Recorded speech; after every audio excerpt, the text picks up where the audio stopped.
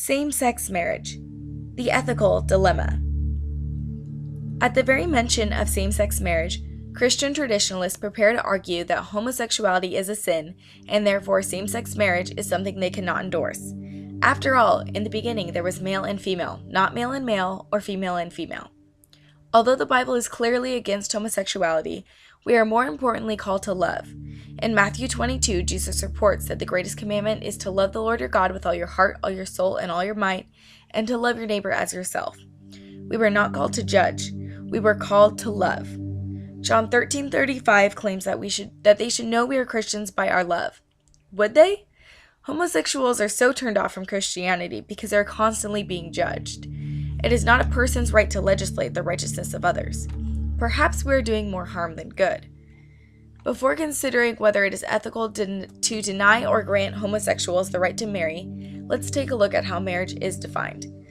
Christian traditionalists claim marriage should be a union between one man and one woman so that the couple can raise a family.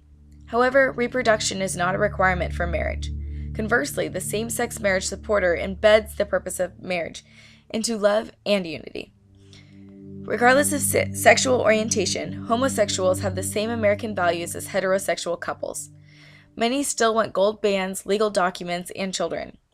In fact, 83% of gay couples say they would definitely get married if they could. These couples desire that marriage becomes unbiased gender because it represents the expression of love and commitment to companionship. This type of love is basic to God's own nature. This deep level of love that desires a covenant union is what Christ requires of his disciples. Christian traditionalists argue that we aren't loving them by condoning their behavior, but if their love is really that strong, not allowing them to marry will not break them up.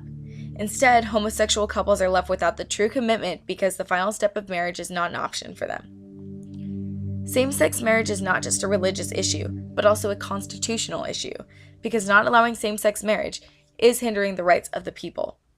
The traditionalist holds concern that the adoption of same-sex marriage would blur the lines and implode the institution of marriage. However, we cannot ignore issues just because tradition is safe and changes bring the unknown. Take slavery, for instance. This was widely accepted for years, but when the issue was addressed, it appeared that slavery infringed on the rights of people. At the time, people didn't see what they were doing was unethical, but it clearly was. Just because marriage has always been between a man and a woman doesn't mean we can claim that this is the only combination for marriage to occur. This issue deserves great attention to ensure we are not infringing on the rights of same-sex couples. After thorough research, married heterosexual couples are given more benefits than homosexual lifelong partners. This union is more than just a legal document claiming that the two are married.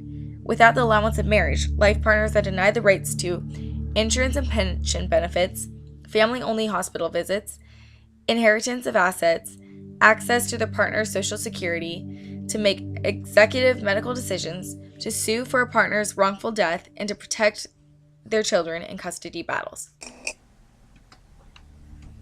No longer can we treat homosexuals as a minority group and infringe on the constitutional fight for human rights. The same-sex marriage controversy is over much more than the marriage license. It's about love and equal human rights. Let's let God be the judge of what is right and wrong. We cannot deprive human rights to a group of people just because of their sexual orientation.